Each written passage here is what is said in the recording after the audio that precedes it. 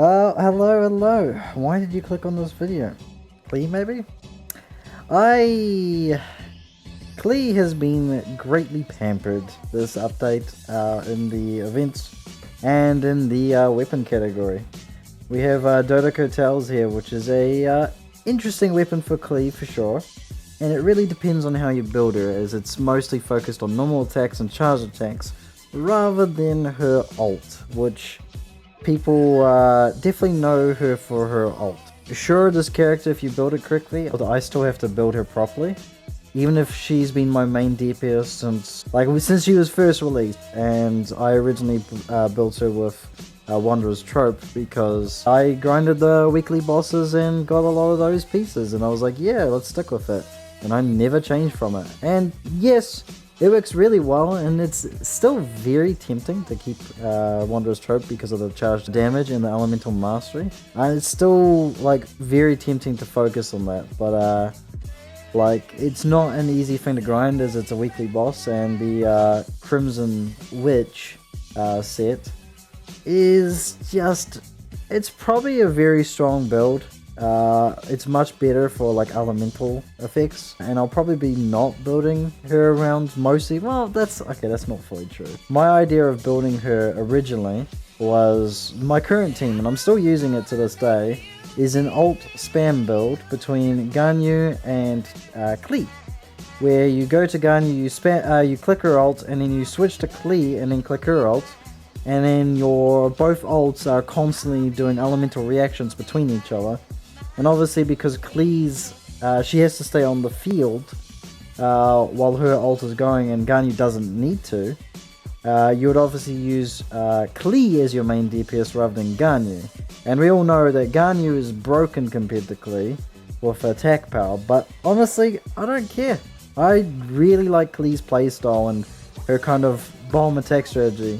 People see it as a limited range and how it's basically not as strong as Ganyu, but who exactly is as strong as Ganyu? But Klee, I feel like, is quite balanced in the strength in the scheme of things.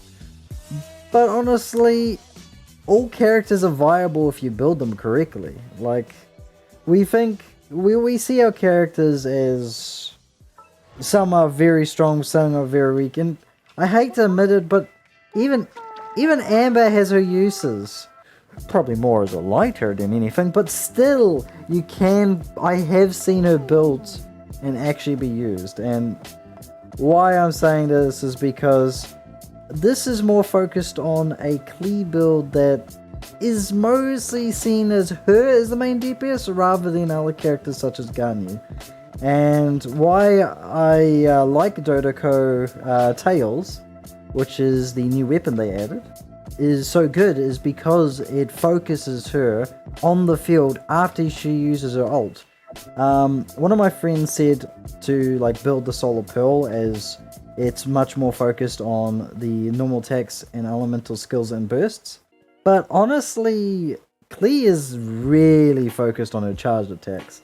And yes, that would boost the kind of elemental effect, and the crit rate is very good for her. But of the end of it all, you can build her to have crit as substats rather than the main stat, and she'll be just fine with this. And like this charge attack, she really uses it a lot. Right now I have been using the Widzif. I've just switched it over for this video here. But it's because it might not be the... Okay, Klee, calm down. No. But not only does it match lovely with her design, but it's a good weapon in the sense that if you are planning on actually building Klee as your main character, as the character you are going to stick with, then by all means, this is a great weapon, because as much as her ult is good, she has to be on the field to use it. And thus, doing like ult focused things like the Widzif or the Solar Pearl is practically good, yes, but that is basically fully focusing on her ult and not her charge attacks and single attacks, and then you feel like she's wasted space. But with this, at least you can use her ult as a secondary DPS, as extra damage, while you do this very powerful charge build to really get the elemental reactions and the charge damage, because that is a lot of charge damage. They're giving this to us for free, this weapon, with Refine 5, getting it up to 32% charge attack and 16%... Wait, hold on, let me reread that. Normal attacks increase charge attack damage by 32%, and charge attacks increase normal attack. And that's what you're doing. You're constantly using your normal and then spamming your ult. If you're not using how the tryhards use it, and there's this basically timing to machine gun the bombs. And for some, like if you're on a mobile device, this is not that practical because of lag, unless you've got a real good device. And sure, this does a lot of damage, but so does this. The explosive potential of her with her charge attacks are grand. Absolutely grand. And especially with one of her talents being the Pounding Surprise, where after using Jumpty Dumpty or her normal attacks, occasionally she'll get this little floating clover around her, what's known as an Explosive Spark, and that will straight up remove the stamina cost for one charge attack and increase it by 50%, which is not too shabby. You can get a good 20,000 damage off that single charged attack if you build her correctly. Obviously, I'm a filthy casual. I have not built my characters properly. Like the most I have put into a character is Dione here, where I've literally almost got a crown into Diona. And that's because it's going to be for one of my future builds, which is going to be focusing on all of the smaller characters. Yes, that's very cursed, but I love them to bits, so oh well. And I am going to be putting a little bit more effort now in Genshin, to where I'm going to actually properly build the talents as they should be. Like, these artifacts are very scrappy. I'll show you what I mean. Like, there's a lot of HP in this one, and this is attack focused. This could be crit focused instead, because she's got enough percentage, attack percent on herself already because of the weapon having attack percent, the Dodoco Tales. So I could put more crit into this, or I could have better substats. And like, for example, this one has defense, which had a lot of rolls in it, and a lot of HP rolls in it. And that could be redone. And honestly, I could really redo Klee here to massively increase her potential. Right now, she's nowhere near min-maxed, but she does a shit ton of damage for me, and like, it is not needed. It's really not needed to be like full on tryhard. Like, sure, if you're gonna do like floor 13 of the Spiral Abyss, Klee is not the best character for it. I get that, but I think it's definitely doable. Not obviously not every single floor will be doable, because her basic attacks are always pyro, meaning she can't take out the pyro shields without assistance. But that's why you build other characters on side her, and not like I'm doing. If you want to try hard with Klee here, simply build Sinshu, which is got his ult being focused on constant proccing of wetness, meaning you can do the vaporize elemental reaction, and Klee is very good with the vaporize elemental reaction. And with my build even, it's still very strong. I've never struggled with anything. Like, I've taken on all the bosses, I've taken on everything. Klee is just fine, and if this build is extremely scrappy, as you can see. Like, Chi-Chi, she's only good for like after the battle heals kind of thing. So you don't have to use food items and stuff, and that's kind of just it. Sure, she can like passively heal mid-battle and use her ult to get some pretty decent heals, but that's reactive heals rather than proactive heals. Like, unlike Diona, where you can just put a shield over, and that prevents you from needing to heal in the first place. And yeah, this build is kind of a not the best. Like, it's 3 Cryo, 1 Pyro. Originally, I was going to replace Chi-Chi with Hu Tao, but there is one confliction where Hu Tao demands a lot of on-battlefield time, and so does Klee.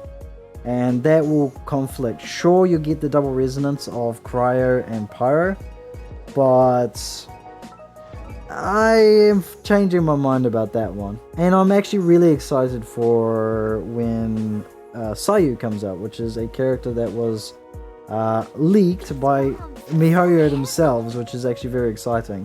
Which is the 4th lolly, shall we say. And there are rumors to say that she might be an Animo Claymore user, which I'm hoping, it being a Claymore user, that it is at least a sub DPS, if not a main DPS. Because I've already got 2 support lollies, and I don't need a 3rd support lolly, because if she ends up being a support Claymore user, I'm going to be disappointed. And also, you'll see, like, my constellations are not too shabby with these characters. Like, we'll leave that story to my community, or what happens here. I should have C6 10 times over, but I don't. But we won't talk about how unlucky I am. But I have been very lucky to get Chi-Chi and Klee, as you can see. With Chi-Chi, I have literally gotten her 3 times in standard banner. Oh, no, sorry. I got her as a missed roll in the limited banner, and 2 standard banners, Chi-Chi's, out of pure luck. And why I say out of pure luck is because I wanted Chi-Chi originally when she was the first of the smaller characters. And then they released Klee and then Diona. So, yeah. I got pretty lucky because I wasn't specifically rolling for her. I only threw the standard banner things was through the starting gems because I wasn't smart back then when the game first came out. You kind of just chucked your gems away, not knowing the importance of limited banners.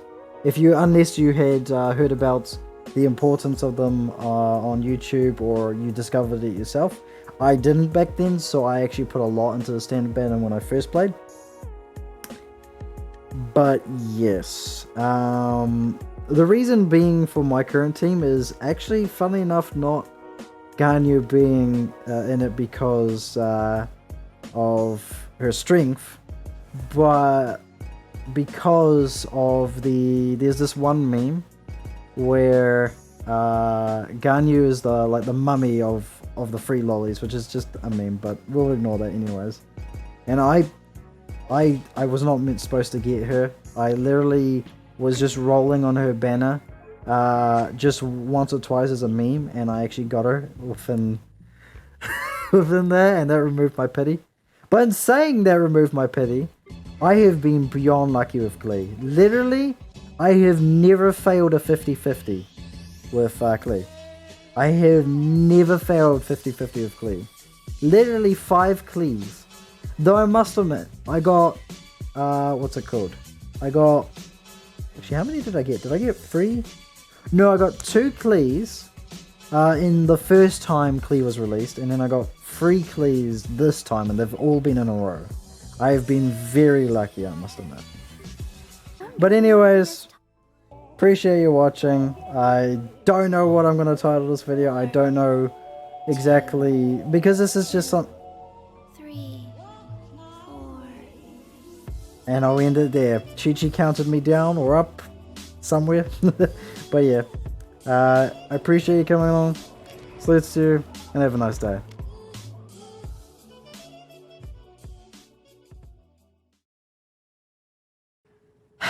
You know what I did?